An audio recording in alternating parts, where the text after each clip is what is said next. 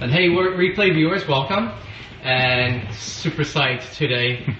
This is one of the things that I love to do, which is whole interview. And we're actually in Hsinchu, a little bit away from Taiwan right now, and we have two very special guests here.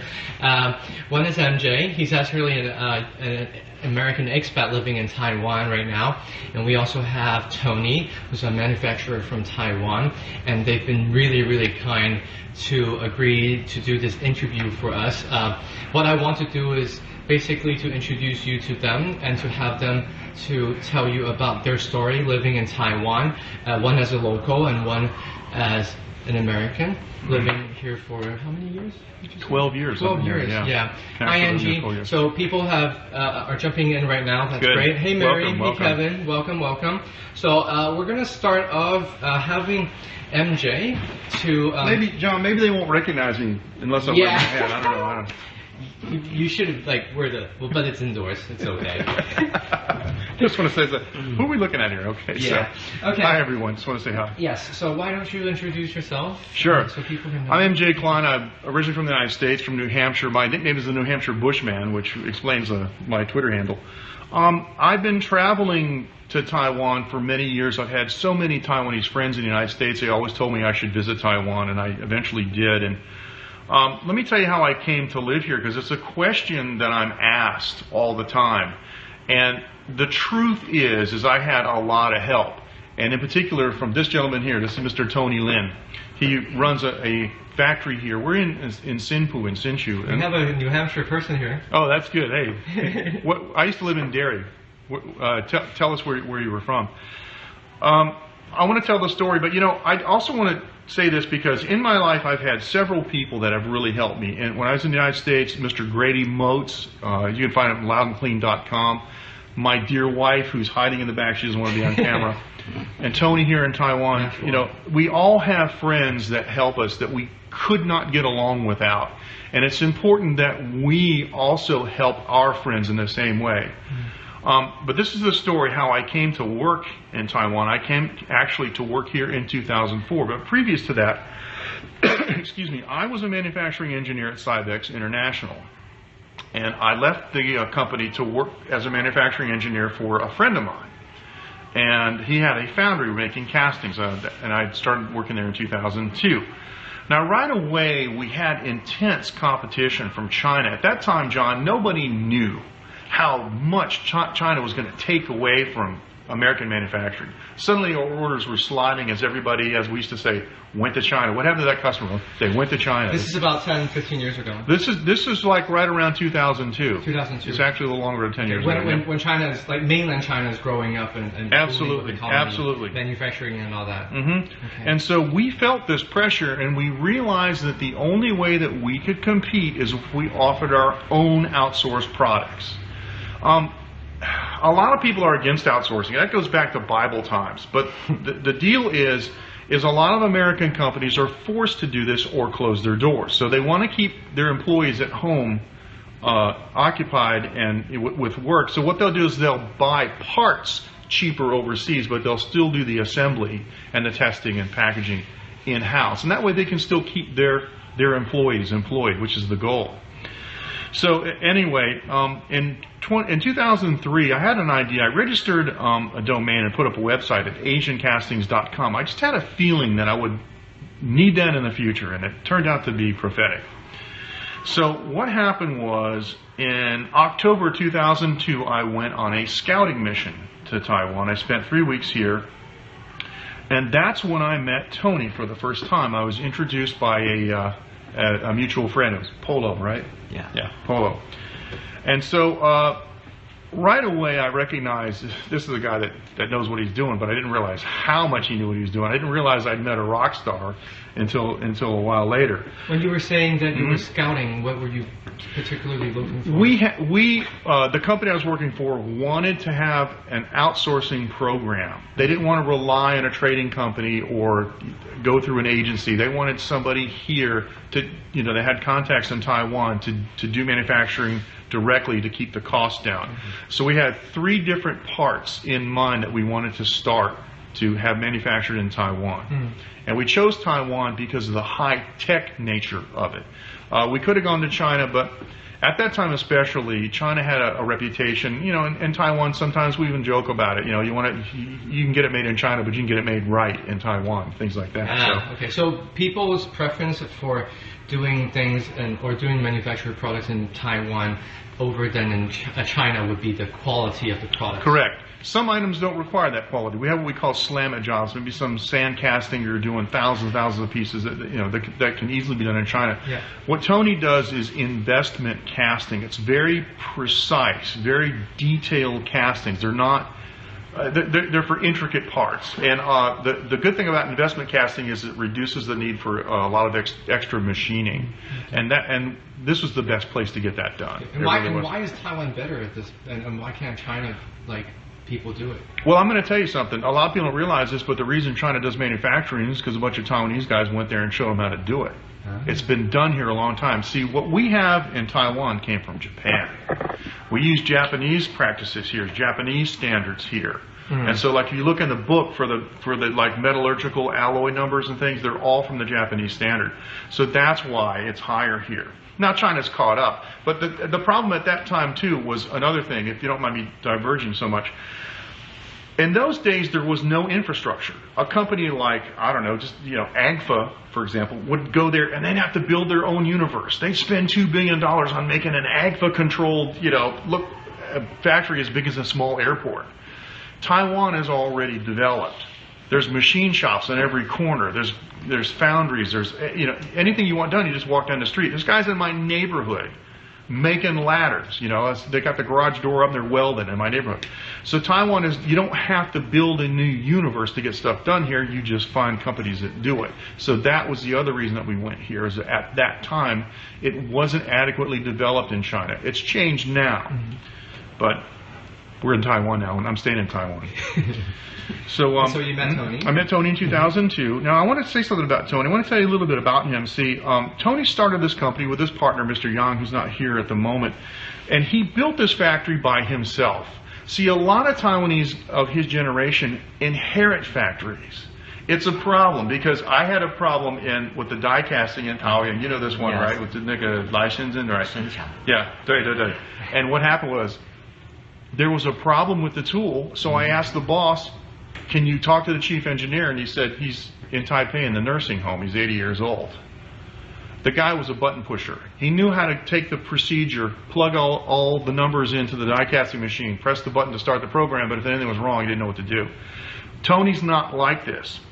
He didn't inherit this factory. He pioneered so many things. He has a heavy engineering background, particularly in metallurgy. If you need like a really interesting alloy, for example, let's say you're doing a boat propeller. It has to resist corrosion from salt water, but it also has to be light. Well, Tony has like copper and aluminum alloys that you mix together. It is almost seemingly impossible. He makes them work, and all these crazy alloys and things. And if I may ask Tony, like, how do you acquire that skills, or how are you different from the other second generation of manufacturers in Taiwan? If you can translate, or because you can speak on behalf of him. You're not like the other guys whose father started the company and then give to the son, right? This is your company. You started it. Yes. With your knowledge. 因为 MJ 讲的就是你不像你的其他的第二代，我们这样。事实上，我是那个一位杨先生在 with his partner 一起创业，对，你爸的对你这个影响就是叫你自己做自己的事情，不要承继我的东西嘛。我爸爸并不是走这一行的，他是一个就是一般的那个上班族而已。那因为我的学校的学习的专业，所以呢，让我走上这个铸造这条路。Okay, so Tony is saying because his dad is actually a working class, and so he actually learned all the skill sets in school, and he actually pursued this career path or this entrepreneurship with his partner, Mr. Yang. Yeah. Yes. On his own. On his own. Yeah, of course his father provided, the home and environment and the education. Yes. But the knowledge, he acquired it himself. And it's not like he's never going to come to me and go, oh, the chief engineer's in the nursing home, because that's the guy. Okay. So that's another reason that I like working with him. And anything else? I don't want to interrupt. No, it's okay. Just go on. So I just wanted to keep the conversation going on the table. So that's a huge difference. But it's kind of like a big part of Taiwan culture is people are super rich, but they didn't make the money. Their dad made it. I mean, it's you see guys driving Maseratis. They never set foot in a Toyota. They just never. So anyway, there are a lot of super rich people in Taiwan. There are a actually. lot of super rich people in Taiwan, and I'm not saying that they don't deserve it or anything, or I'm not begrudging. I'm just saying that a lot of them didn't earn it themselves. There's an artificial affluence here that affects people and affects their thinking. And if if their bank account drops below 5 million NT, they think or $5 million US dollars, they think the wolf's at the door. It could be a problem. But Tony actually pioneered investment casting for bicycle parts when he worked at Everest. If you're a bicycle frame builder and you use frame lugs or use like dropouts on the bottom of the fork tubes or BB shells, those things used to be handmade by bicycle frame builders. Yet they would actually braze pieces of tubing together and cut them and polish them. Well, Tony realized, excuse me, the proper way to do that, because these are easily castable in high carbon steels, that they should be investment castings, and he pioneered that. A lot of people don't know that there's a famous company in Taiwan called Longshen that does bicycle parts, but it all goes back to him. He showed everybody how to do it in the beginning. And so I find out he's kind of a rock star, because I went to Kaohsiung one time. I talked to another factory about doing some stuff, and he said, well, how do you who introduced you to my factory? And I said, Lin Dongxi. He goes, you know him? How do you know him? How do you know him? Why do you know this guy? I'm like, what are you talking about? He's a friend of mine. He lived down the street from him. So he's got this heavy engineering background, also in heat treatment and machining, which is really cool, because a lot of times the way the casting is designed, or it's designed in such a way to facilitate machining, and he knows these things. And so, like for example, one of the parts that we had, there's a requirement called a draft angle. You can't have something straight up and down, you can't pull it out of the mold. It has to be slightly angled so you can pull it out of the mold. But he helped us optimize the correct draft angle on one part so it could be removed from the mold, yet still have access to be able to machine a hole close to the wall. And he did it, and we just handed it over to him. So Tony's like the god of bicycle frame parts. Well, he's god of a lot of things. He really of this kind of casting technology. He has a really, really good command of English, especially technical English. But when I first met him, I would ask him a question in English. He would only answer me in Chinese. He can read the drawings and all the English, even super technical stuff, and he knows what they are. He knows how to go find the specifications and stuff. But he told me after meeting me and after talking to me for a couple of years, he's more comfortable in speaking English now. But his English is good. And we have the Taiwanese watching this, in fact. There you go. There you go. So we began, the company I work for began an outsourcing program. Are we going too slow? No, it's okay. Right. The speed is okay. It's okay. Like, good. Everyone is appreciating this. Okay, good. Just so you know. Guys, by the way, because the camera is actually faced towards them, and I'm watching the comments, so they're not responding to comments. I'm just picking up the questions or giving them feedbacks if I see. Yeah, you're the host. Great. But I hope you guys would have the patience to actually appreciate this, because absolutely. MJ and Tony is very nice enough to actually spare this moment to share his story with us. Thank you. Thank you. Mm-hmm. And so, anything you want to know, just go ahead and, the viewers go ahead and interrupt us. So the company I work for began this outsourcing program in 2003, and we started with 3 parts, and we gave Tony 2 parts, and another part went to another factory. And so I traveled back and forth to Taiwan 5 times in the year 2003. I had a ridiculous amount. I had 150,000 flyer miles by the time it was all done. So, but what happened was I was still living in the United States, and we have a saying in Chinese, you have a foot in 2 boats. It just you got to pick some kind of direction. What happened was the competition from China was so bad that my pay got cut in half, and in half. I was making so little money, and I took one for the team. I couldn't afford to live in the United States, so it became apparent that I had to move to Taiwan. And in February 2004, I came to Taiwan to oversee this outsourcing program that was already underway. Now, like I said, we had the three different parts. Tony was making 2 here. The machining on those 2 parts were done in different machine shops in different parts of the island. I had to travel all over the place, and it became, after a year of doing this, based on the pay and what I had to do and the fact that I didn't have support from the company, which is important, the situation became clear that I was in an unsustainable situation. I couldn't continue the way that it was. See, here's what happened. I'm sorry if I'm interrupting. No, but, did you actually sort of like thinking about like looking for another job back in America, or why would you actually? No, because I didn't even have enough money to go back to America. And when I went, I didn't have a place. I don't have anything to go back to. When I moved to Taiwan. What about your family? Well, a lot of Taiwanese ask me that. When I moved to Taiwan, I was like 48. I said, well, I haven't lived with my parents since I was like 18. So I mean, there's nowhere for me to go. I mean, I had to go to my sister and her husband and go, can I stay in your bedroom, one of your spare bedrooms? So it wasn't an option. So there was nothing. In America. And if you want to make it, that's how you got to do it. You got to buy a one-way ticket. So failure is not an option. A very good example of that was the Chelsea fire, where the Lynn Fire Department, it's famous, positioned themselves to where if they didn't put the fire out, it would kill them. They put the fire out. And that's what happened. I came to Taiwan and I positioned myself that I had to make it because there wasn't anything else for me to do. I was done. And I didn't have enough money. It's just a situation that I accepted, and I'm not complaining about it. I mean, I had a 25% pay cut, and it wasn't enough to even pay for an apartment in America. It was enough to barely live on in Taiwan, but I couldn't save any money. Let me get into the details. I'll tell you why. I didn't have a work permit. The company couldn't provide in that for me. I went over on a 60-day visa.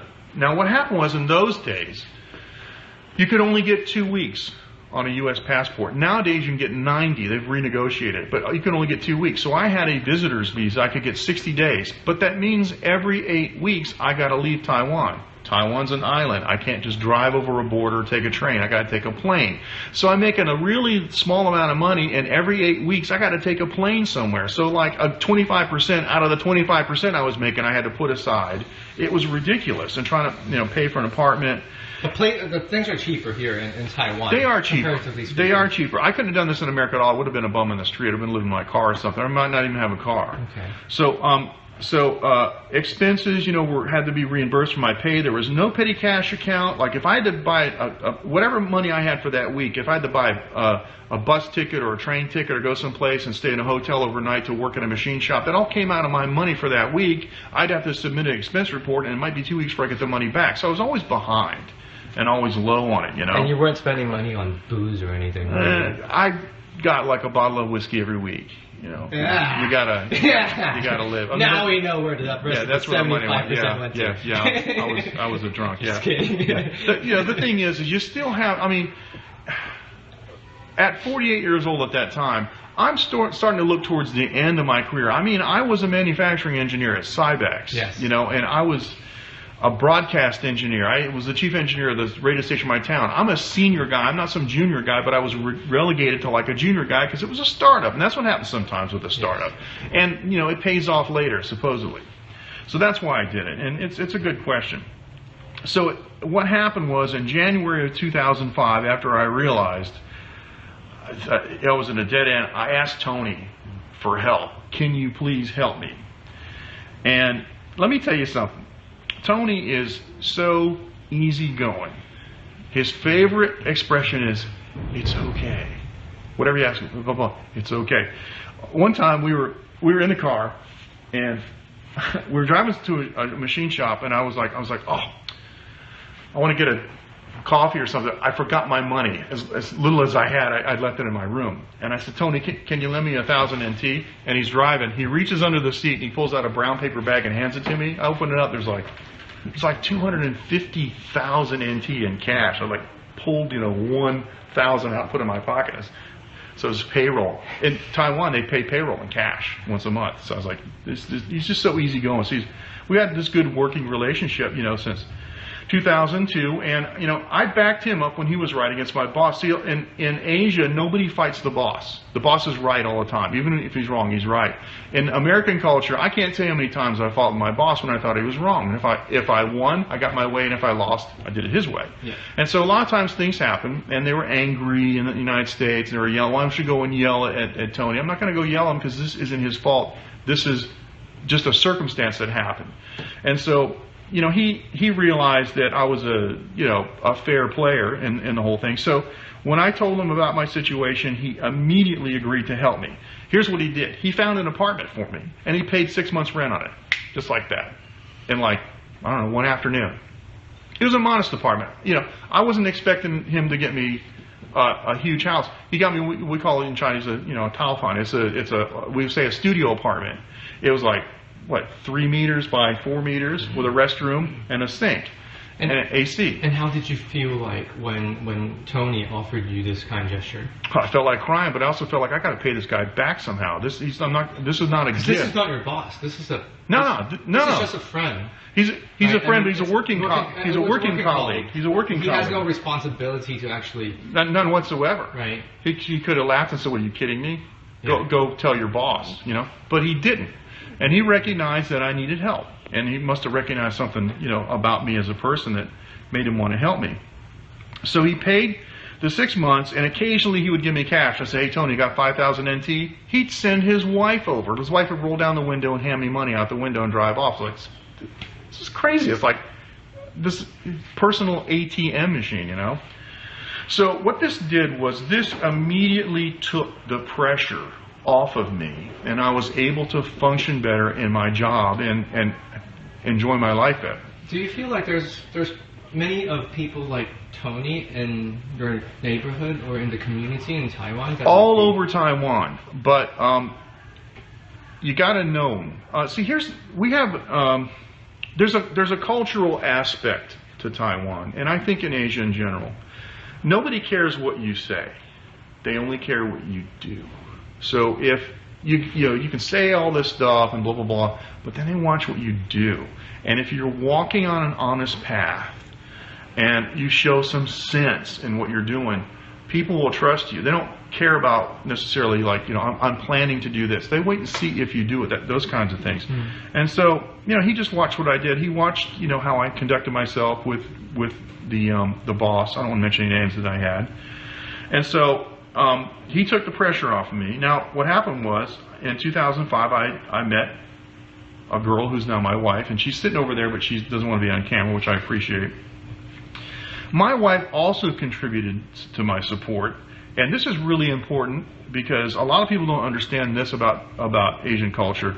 My wife believed in me even though I had no immediate prospects at all. I mean, I was not, at that point in my life, I was not the kind of man you want to introduce. "Hey, Ma, look at my new boyfriend." What, are you kidding me? And your wife is also a local Taiwanese. My wife is Taiwanese. She's from Kaohsiung, right? Kaohsiung. Mm-hmm. And how do you meet? How did you meet her? Well, I met her on the internet like everybody else meets these days. But yeah, and she lived near an area that I was doing some work, and we decided to meet, and we got to talking and things like that. And what happened was, well, let me back up a little bit because. We talked about this too, John. A lot of Hong Kong movies are like this. I'm a doctor. I have a house. I have a car. Why don't I have a girlfriend? Because these things attract women in Asian culture. See, in America, we don't really think about this stuff. I mean, it's astonishing now when I look back on my life, but people just say, "Oh, I love you, and you're who I want to spend my life with," and they don't think about where you're going to live, what you got for money, and "Oh, you got 2 kids, I got 7 kids. Now, how are we going to manage that?" They just get married. In Asia, I mean, the first question out of my wife's parents' mouth, out of her father's mouth when he met me, was, "How much money does he make every month?" That was the first question. Didn't want to know where I was from. Didn't care about my name. This is did you ever had this conversation with your wife and go like, "So why do you like me?" Yeah, and it went like this. yeah, you're too old and you don't have any money, but what can I do? That's kind of it. So she would prefer that I was younger, richer, and nicer looking. I got a face for radio. Let's face it. But. No. But there has okay. We probably have to put her on the spot or something like that. No. 事实上呢，那时候 Michael 是他算是很低潮的时候，碰到很多问题。对。但是人家说那个有时候低潮的时候是一个转机。他也在那时候得到一个另外的一个人生。你说帮忙呢？中国人说，在家靠父母，出外靠朋友。对，其实对我们而言来讲，我没有觉得说做了很大很了不起的事情，这很正常的事情。那。Sorry, Tony. Okay. So Tony was saying, basically, for MJ, it was a low point in his life, but we also have a saying: when you're in a low point, there's also a transition happening, and you actually can be reborn to be someone very different. And so for Tony, what he saw was, just doing something very normal, because. There's a Chinese saying also, when you're at home, your parents would take care of you, but when you're outside, your good friends would take care of you. And so for Tony, it was something that it becomes very natural to actually do what he did with MJ. You're absolutely right. You're absolutely right. I mean, he was as soon as I asked him for help, he's a man of action, And like I said. Nobody cares what you say. They care what you do. And so I talked to him, and what he did was he went right out and got me an apartment. He paid 6 months on it right away. So there's a couple of other things that contributed to this whole thing, which culminated in me working here.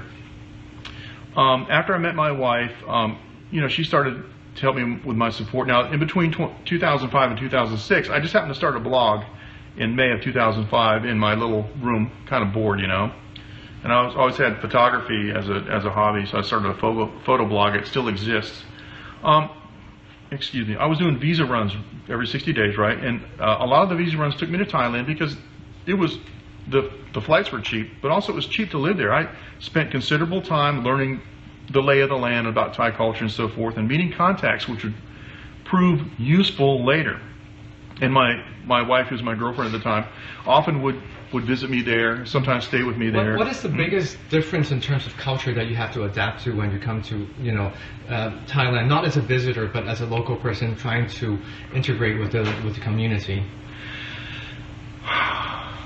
In Thailand, the thinking... Taiwan. You said Thailand. Sorry, that's okay. I meant Taiwan. Okay. Taiwan, Okay. Yeah. Reset. Okay. Well,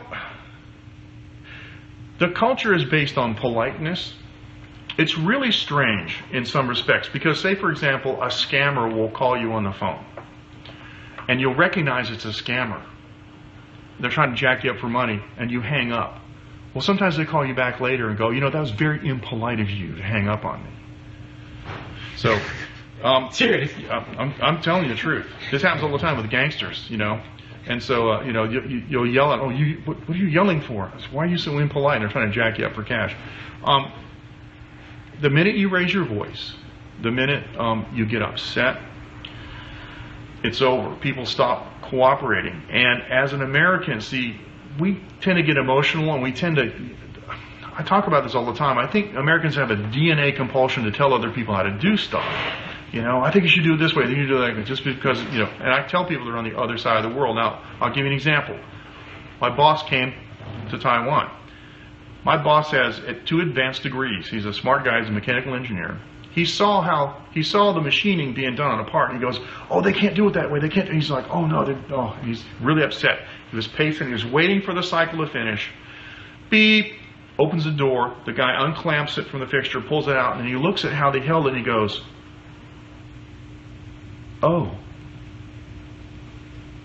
I never thought of that. I guess they can do it that way. The thinking is different. It's the other side of the world. Like we have Chinese medicine. It's based on very solid concepts. They're just completely different, the 5 elements, yes. But it works. So what I found is, if you try to come to Taiwan, or I guess any other country, and try to do it the American way, it's not going to work. You have to do things the Taiwan way.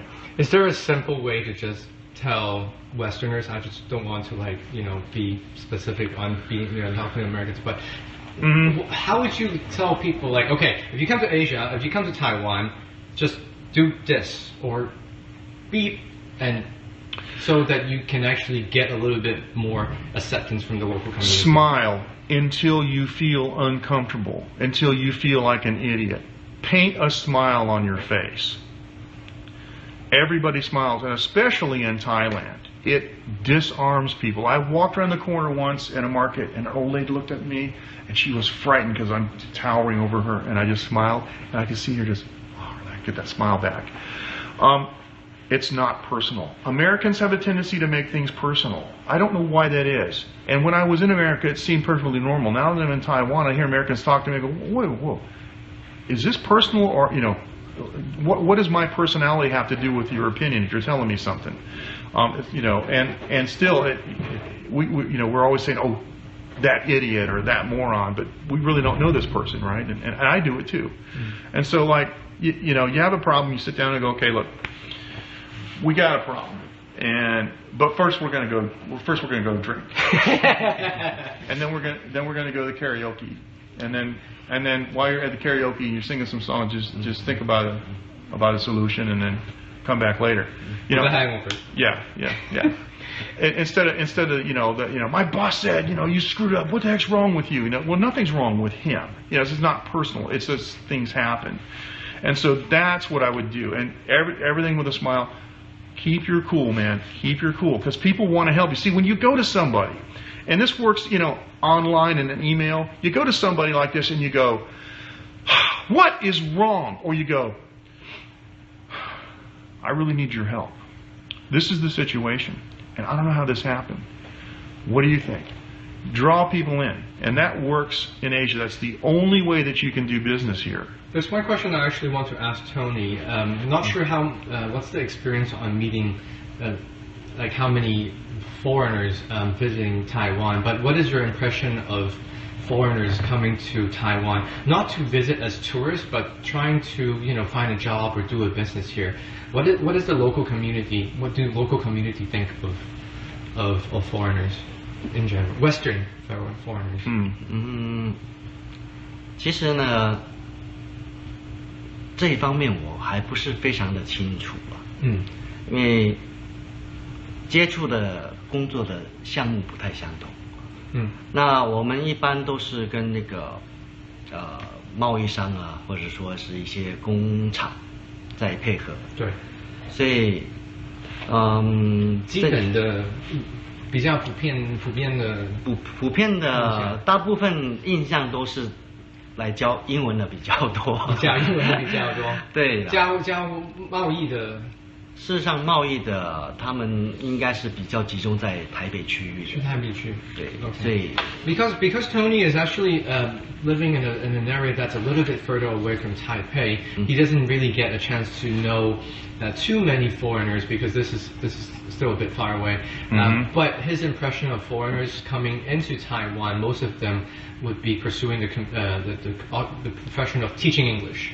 Yes. And that's what a lot of Westerners would actually come to Asian countries and do, in fact. Right. That's right. Okay. That's right. And is there an emotion, or a general feeling towards these, Western foreigners teaching English in Taiwan? 想法跟对他们的想法的印象。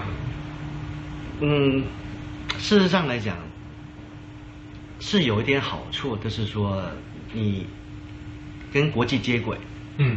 这是一个很好的事情。要说单纯，因为我们一般小孩子在学习英文的时候，会碰到说一个不敢开口讲。对。那我们小时候也常常碰到这个问题。那有一些外国的老师的话，让他提前去接触，我想是对他那个开口讲英文是有帮助的。The positive aspect of it is basically because of the exposure of the foreign world in Taiwan when foreigners come into the country and start teaching the kids or people English. So it actually motivates the local people to speak more in English. So that kind of enhances the whole interaction with people within Taiwan and to the outside world. So that's one of the benefits that we have for foreigners coming in. Working, and obviously Tony is very polite and very rounded to talk about this topic. Well, he's not coming forthright and saying, here, we don't have the problem with 23-year-old drunken skirt chasing English teachers here that they have in Taipei. So he's being diplomatic.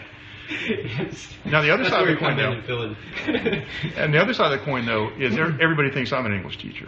I can't tell you how many times I've been sitting at the night market eating my food, and all of a sudden a kid will be thrust over to my table, and they'll say, "你看外国人讲英文, you see that foreigner go speak English, right?" And the kid's scared, and I'll just tell the kid in Chinese, I can't speak English, and I like messing with them. Just messing with them. Mostly Taiwanese refuse to believe that if you're a foreigner you can't speak English. So. Yes. 大部分的东方人呢，是比较害羞，相对西方人来说。Most Asians are, in fact, shy. Not that they don't have an opinion, but they're not as outspoken as most Westerners are. A lot of them are embarrassed to speak English because they have an accent. They know what they don't want to. I'm just shameless. That also that also happens though with emails too. You're talking about doing business and stuff. I've written many emails to Tony. He's never answered me. He'll call me. He'll send me a fax. But a lot of Taiwanese don't want to expose themselves to the embarrassment of making an English mistake. It wouldn't bother us. And how many times do people spell, Y-O-U-R for Y-O-U''R-E, that kind of juxtaposition in English every day? But yeah, and it doesn't bother us if we're communicating with somebody who speaks English as a native language. But yeah, that's a problem. But let me get back to the story, if it's okay. Yeah. Okay, because in 2005, my wife and I, we spent a really fantastic month in Thailand and a week in Laos, and I realized that spending time in Thailand was both economically advantageous, but also I met some very useful contacts like Mr. Banchob, who I found out is another one of those guys that I met. I met him because he was building a resort. I had gone there to do some business, and the guy that I was dealing with hired him as a translator. And so I maintained contact with him. It turns out he's the most famous attorney in Thailand. I gave his name card to a friend of mine who wanted to come in on a visa, and he handed him this guy's card, and the immigration inspector said, "You know him?" So I was like, "Wow, he's the Tony Lin of Thailand." Yeah. And so what happened was, during this time I was spending time in Taiwan, I was waiting for things to happen. A lot of times you have to sit and wait. Machining might take 6 weeks on 10,000 parts or whatever. Just got to fit in the schedule. Tony had been producing some bicycle parts through his company, not casting them here, but hiring other companies to do it. And there were some problems, not due to anything he was doing, not due to us. But Tony lost money.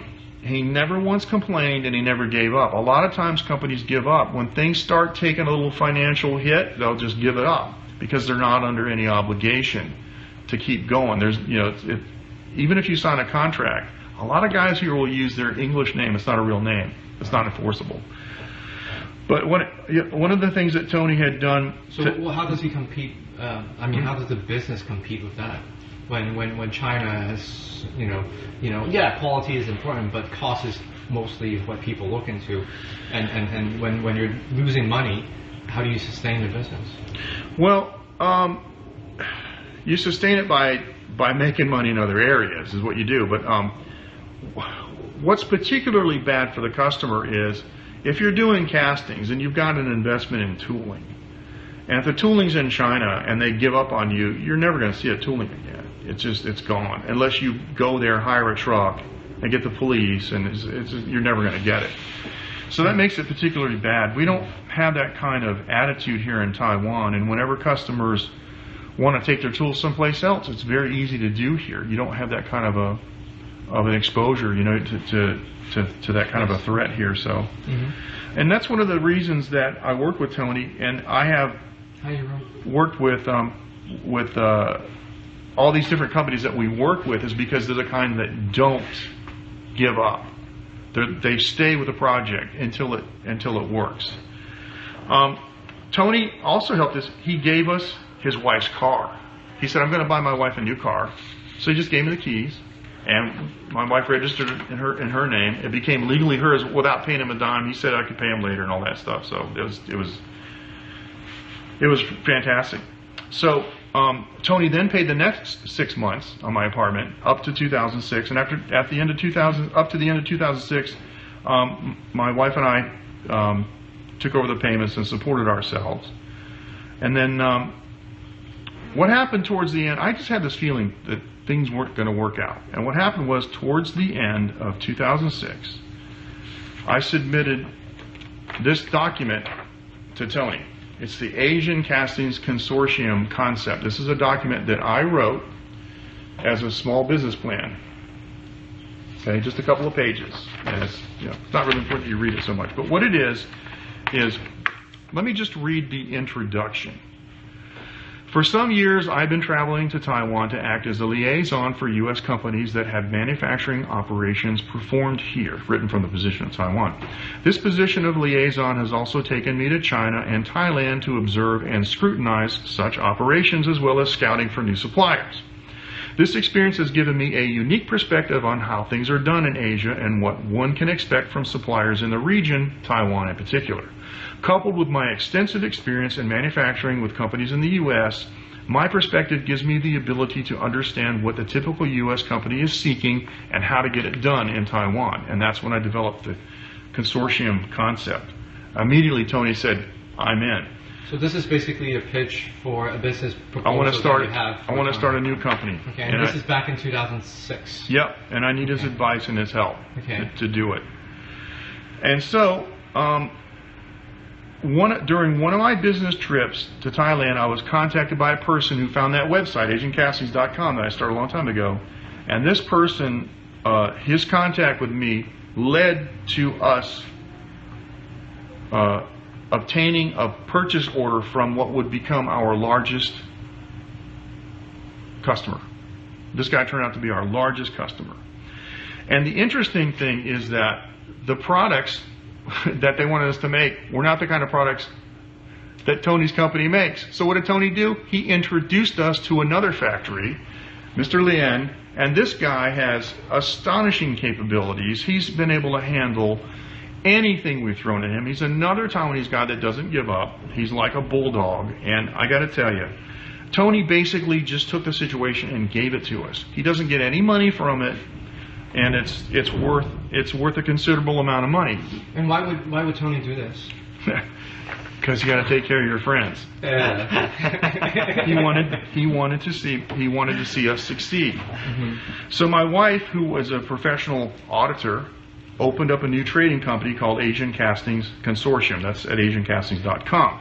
And so we start to do business according to the business plan, and we got a lot of help from Tony because he knew about, exporting and things. And so fast forwarding this to current state, how is the business right now? The business has been functioning for 10 years, and it's fine. Where a lot of other companies have had downturns, we're doing okay. And this journey, like being here as an expat, becoming a partner instead of a working relationship with Tony, and then now you have your own business because of Tony. Mm-hmm. What do you learn from this whole process when being here in Taiwan as a human being, I suppose? It's a very thing, I think it's my turn. I think it's my turn to help other people. And I'm not going to talk about that, but that's what we do. When we have an opportunity to help people, we do it. And we don't talk about it. So, but just like he helped me, that's what we got to do.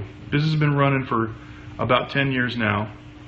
But I want to tell you what happened, because I also want to say that my wife knows the tax law. She's been a very effective person, to run the company, and I couldn't do any of this without my wife. Okay, and I get choked up when I think about my wife, so excuse me, but really I just I'd be lost without her. She just completely. So what happened was A short time after we got our first purchase order and started a new company, I called Tony up on the phone. I said, "Hey, Tony, are you going to be in your office?" He said, "Yeah, I want to come up." Okay. So he's sitting behind his desk, and I brought him a brown paper bag full of cash.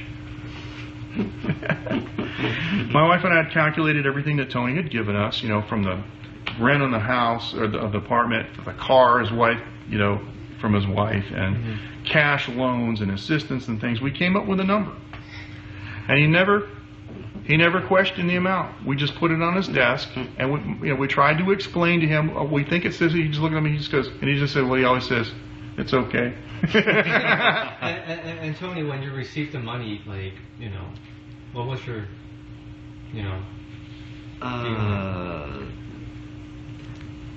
Were you surprised that I could pay you back? Yeah. Excuse me. Michael 的人其实我们也在观察，因为他是一个很正直的人，对我来讲呢，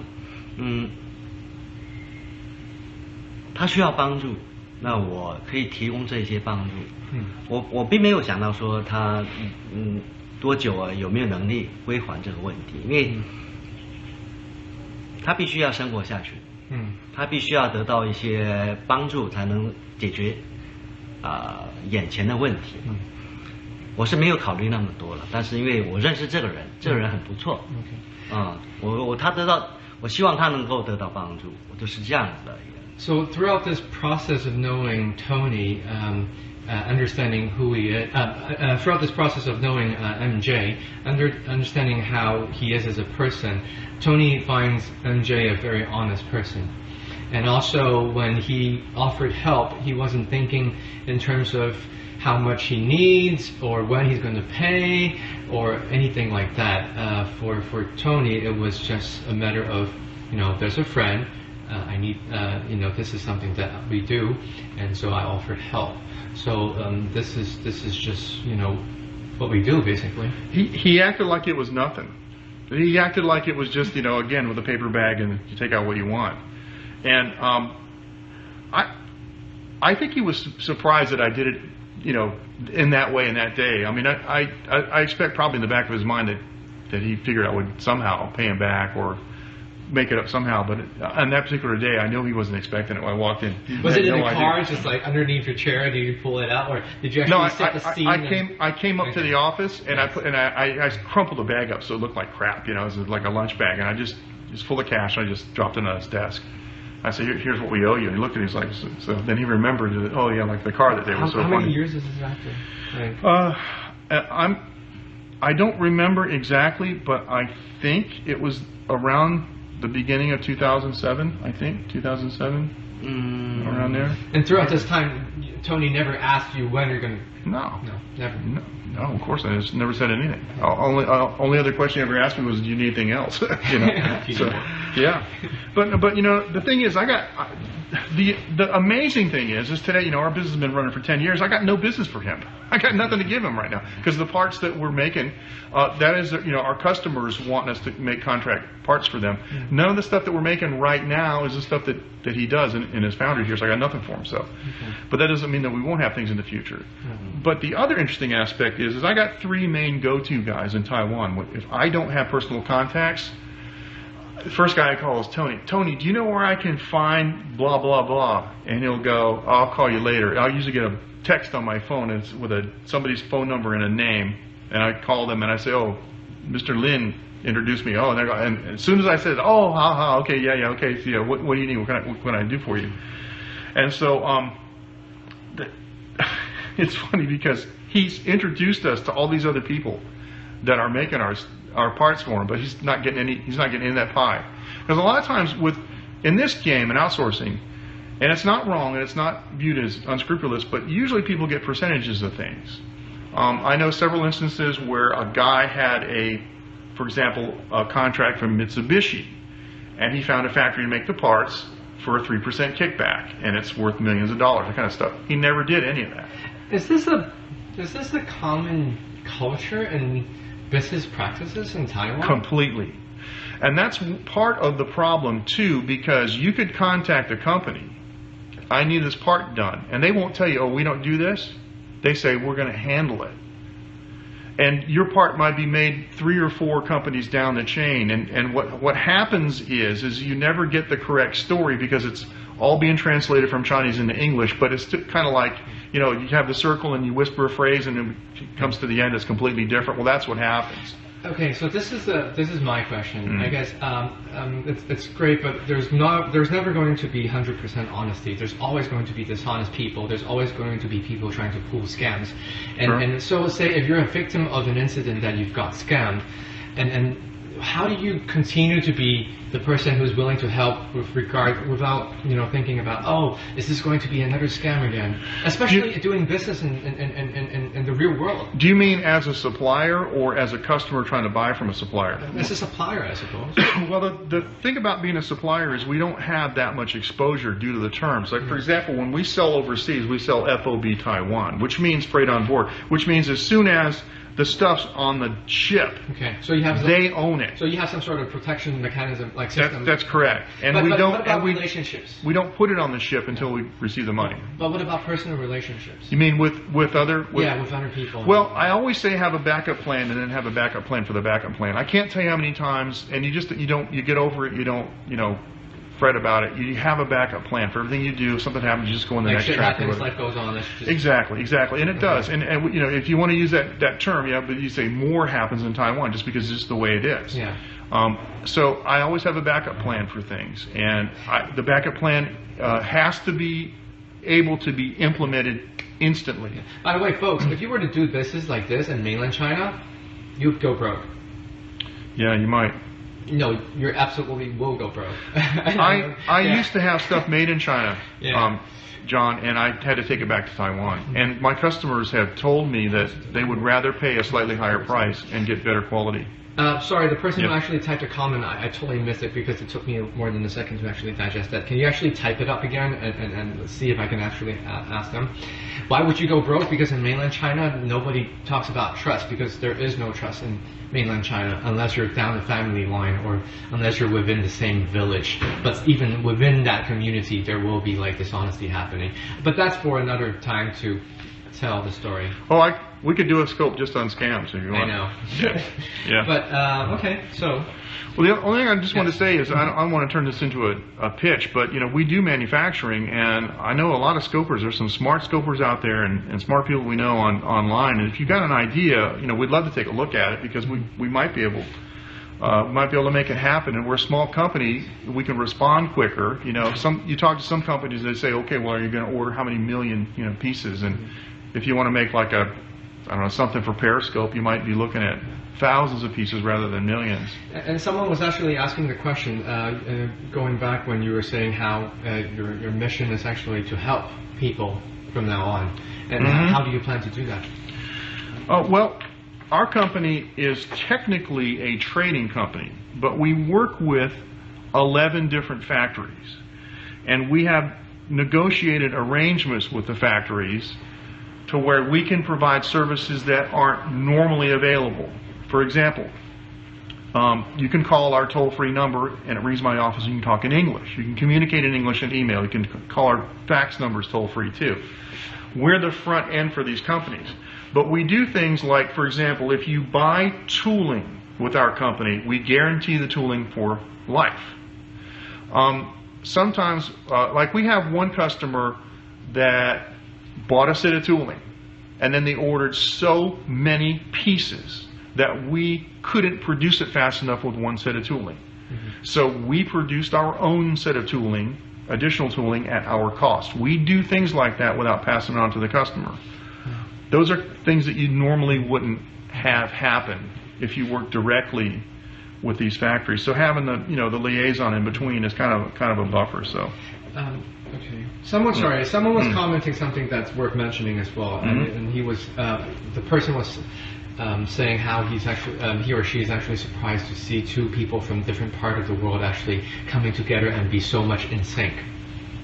And I think this is a true demonstration of how connections are being made regardless of the race, the background, and how you can actually working together. Well, Taiwanese are very hip, John, more so than people understand. If you look at the Chinese blogosphere, it dwarfs the English blogosphere. They're online, they're so connected, and a lot of times Taiwanese don't say a lot because you don't get it. They get it. It's strange. A lot of times I thought, this guy doesn't get it, and I realized later, I'm the one that didn't get this. I mean, Taiwanese are very hip. I don't know how else to say it. It's a language barrier as well. There's a language barrier, and there is a technical Chinese language, and you have to learn it. You have to learn how to say cold anodizing and things like that in Chinese. But it wasn't until Jeremy Lin that people thought Taiwanese can actually play basketball, even though he's not really a Taiwanese. His parents are. Yeah, exactly. Yeah, exactly. Okay. But it's a really, really cool place to live. I don't know how it is teaching English. There are organizations to help you teach English, but there are other things that you can do here. And please, if you come here, be polite, respect the people. The women are not here for you to harvest, and that's some of the Taiwanese do object to the way that some of the women are treated by foreign expats. That happens in every country, Yeah. But just remember, you're a guest here, so I try to be. I wear a bush hat and I wear bush clothes and stuff, but I try to be the kind of guy that my Taiwanese friends say, hey, I got an American guy, he's pretty cool, you want to meet him? No, it's like this English teacher, he's drunk all the time, or he's this and that other thing. You know what I'm saying? Yeah. There's nothing wrong with being an English teacher. It's just that a lot of the people that come here and make trouble happen to be English teachers. Yeah. But the English teachers that I personally know are top quality people. And we have a few more minutes here before we wrap things up. So if any viewers would like to ask questions to Tony or to MJ, this is your chance. I'll pick the questions up, and if I can't pick it up here, you can always tweet me about them, and I'll give you the contacts of MJ as well. And if you do speak Chinese, you can also ask Tony about this. Yeah, you can just type in We Chinese. would love to meet the ladies of Asia. Huh? Okay. Kind of what I was saying. But that was from a lady, I suppose. I don't know. What type of items do you sell? Only metal? I'm interested. Oh, well, we do contract manufacturing, so we don't actually sell retail, but we can work in other mediums too, like plastics, for example. So and there's many things that we can do. We have contacts in a wide range, like, for example, extrusions for tubings and things like that. And if I can't find it, just ask Tony. Cool. Tony does non-ferrous, and it's too bad we're not pouring copper because it's really something to see. But that non-ferrous means non-iron. He does aluminum and copper alloys here. Is this an extension of the American dream, or is this whole other dream? Well, it's a good question. I personally think the American dream is over. I don't have any idea how young people graduate from university, get a job, get married, have children, and buy a house and things in a country that doesn't even have universal health care. So I got an operation on my thumb here. It cost me 300 NT. That's $10. And the doctor was joking in English, in Chinese to me the whole time about how I got it, because I told him I got it because I was studying Chinese. He goes, there you go, you're studying Chinese. Foreigner comes to study Chinese, gets the problem with his thumb, right? And then he gave me a picture of my phone with retractors he gave me an iPhone picture that he took with his iPhone of my thumb with the retractors holding the wound open and the thing that in there he was taken out. It's like, and I put it on my blog, and he commented on my blog. I mean, how cool is that? We have national health care here. I did a scope on that. And so the prosperity and things this is a place where you can have a regular job. You can buy a house. You can have kids. And you've got the national health care system. We take our kid to the hospital to get, she had a fever and a bad cold and a bronchial infection. We took her to the hospital. They put her on a nebulizer, gave her medicine. It was like, $7 or $8 US. It's a fantastic system. And MJ does talk about this when he scopes at his own channel as well. And someone is asking about what about being the environmental impact on manufacturing in Taiwan. How aware are they? 影响就是环保那个方面。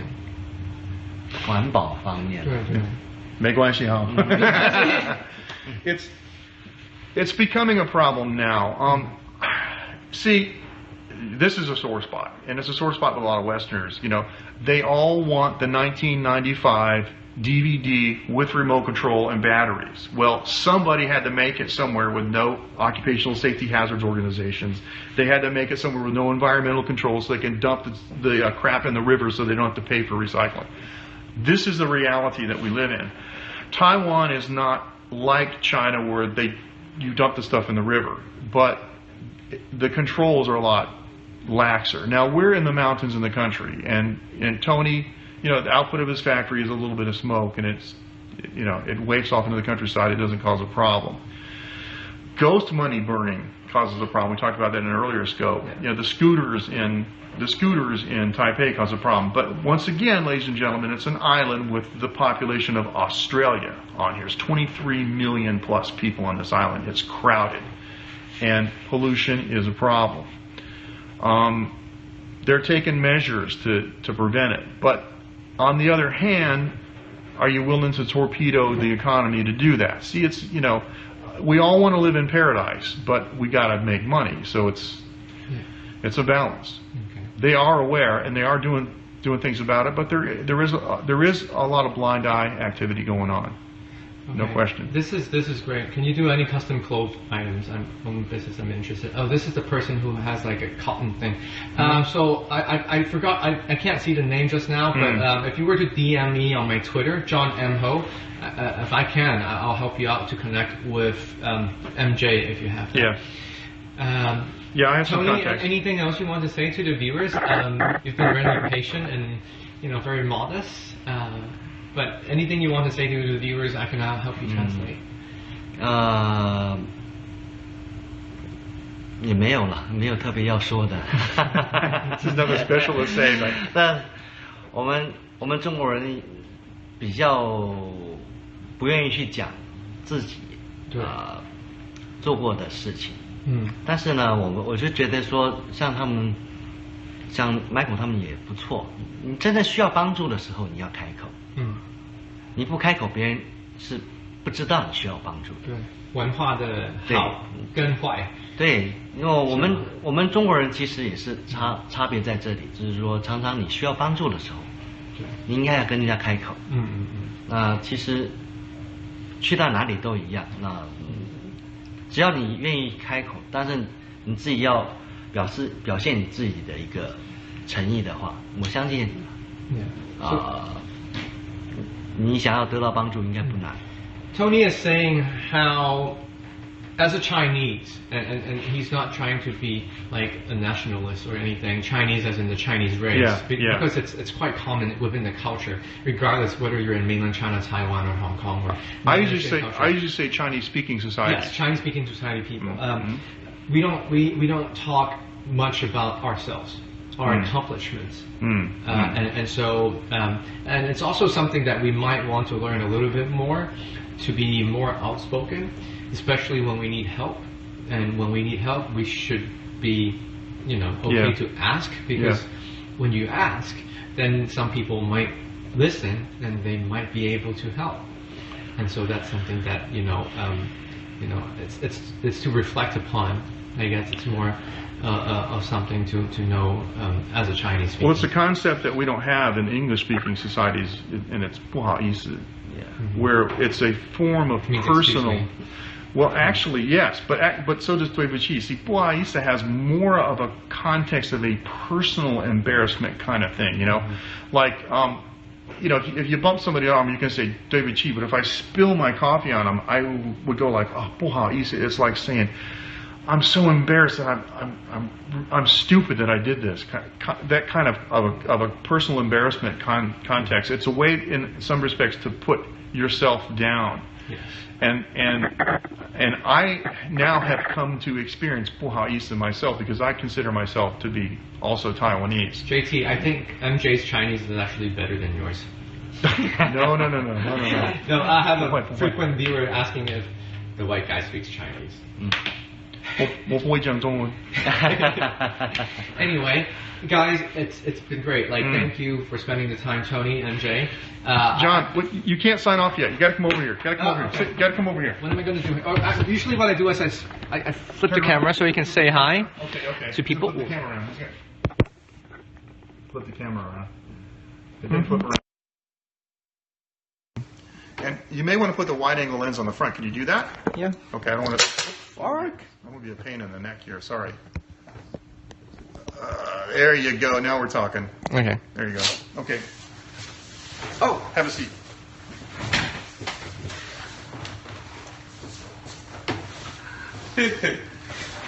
Can we angle this down a little bit? I think it's too high. Hey guys. There you go. There you go.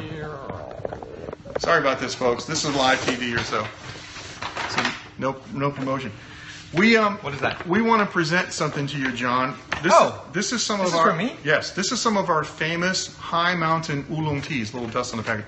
High mountain oolong tea. Taiwan high mountain oolong tea is absolutely fantastic. So this is a gift to you from Taiwan. That's awesome. Great. And, love tea. And in case you don't have a teapot, this is one of our little teapots. Yep. Thank you. And it's got a wide or a tall lip on it, so it won't fall out. So it's a little teapot for making. Thank you. Oolong tea. In case you don't have one of our little miniature teapots like we always have. So. Yeah. I'm gonna take a photo with this, guys. If you can actually do a screen cap. This lens, it's not working well because it's, I'm just gonna push this out a little bit and not fall. There you go. So we can all squeeze in a little bit. Okay. Yeah, I can do that. And I also have something for Tony. Yes. I was told that this is your favorite drink. It's actually a Chinese wine. It's a rice wine, I believe. 米酒，应该是米酒吗？这是大曲，对，算是高粱的一种。高粱。Okay. So that would be a type of sorghum. Yeah. Yeah. It's a liquor too. So it's a distilled product. So it's like high alcohol content. Thank you. This is MJ actually recommended to present this to you. 3个礼拜我问你。对。这个叫什么意思？ See, he didn't know, but I sent him a message. I said, Tony, I was talking to my wife, and I forgot the name of that liquor that you like from China. And he sent it to me, so that was it. So. I'd love to drink some, but I can't. Otherwise, I'll get drunk already. But thank you. It's been good. Tony, 谢谢你. 谢谢。 And I hope you guys enjoyed this. You can always catch the replay. It's a longer of an interview, I know. Apologize for that, but MJ has so much to say about Tony because this person is actually a very big impact of his life. Yeah. And I hope you guys also learn a little bit about the story of MJ. And I'm going to go on and continue the journey going back to Taipei later this afternoon. So thank you for checking this out and check out my Twitter. If you want to send me any messages, I'll follow you back, or you can just tweet me a message. What's the white guy getting? The white guy is getting my love. Well, we're in Taiwan, so you know what we're going to go do now? We're going to go eat. We're going to go eat some. We're going to eat some Taiwanese food. Yeah. Okay, so thank you guys. Thanks. Signing off. Peace out. Bye bye.